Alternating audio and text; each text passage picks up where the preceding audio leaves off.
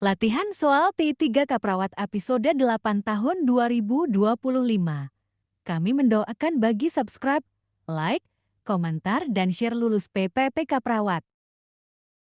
Soal nomor 1 P3 Kaprawat, Nona, Ki 21 tahun dibawa ke IGD pasca kecelakaan bermotor, didapatkan hasil pengkajian, nadi teraba lemah 120 kali menit, akral teraba dingin, suhu 36,4 derajat Celcius, sianosis di ujung jari dan bibir, pelayan mengalami penurunan kesadaran dengan GCS 12 dan tampak fraktur femur yang telah dibidai.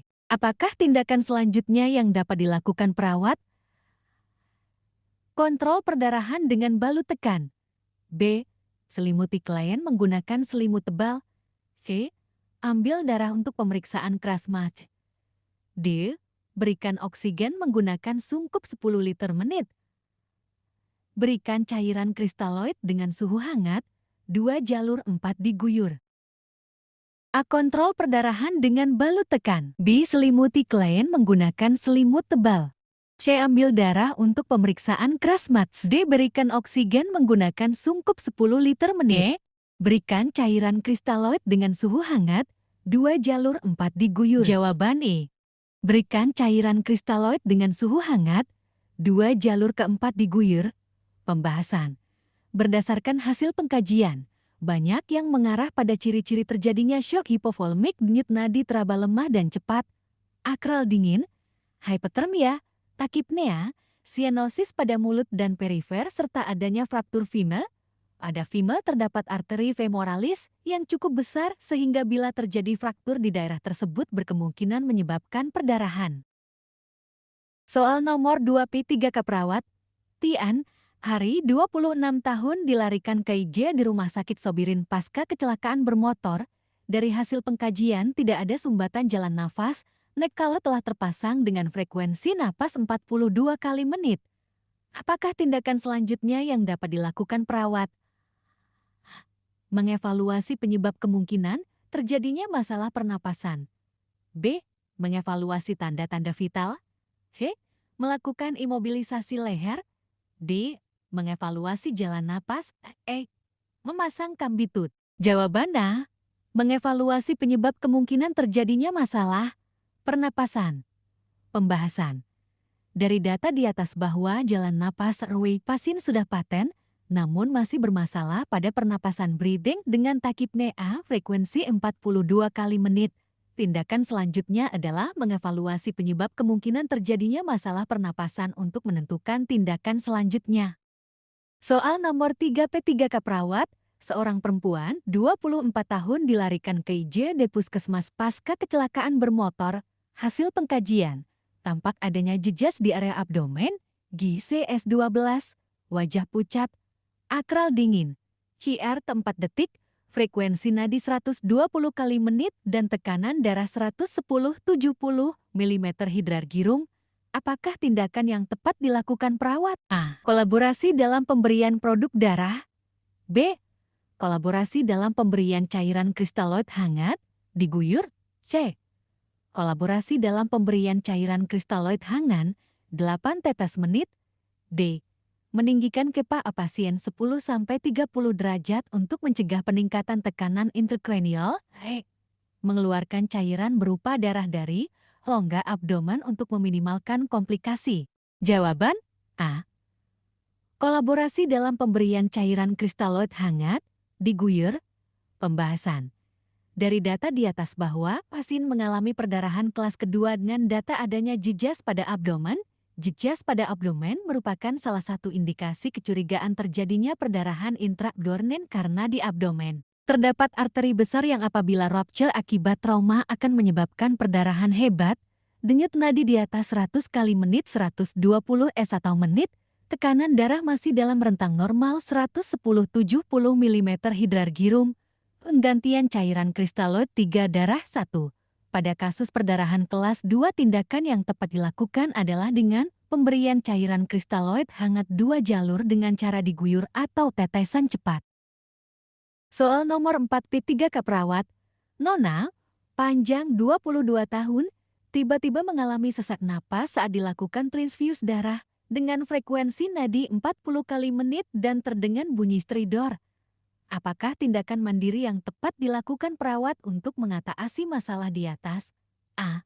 Memberikan oksigen 10 liter menit.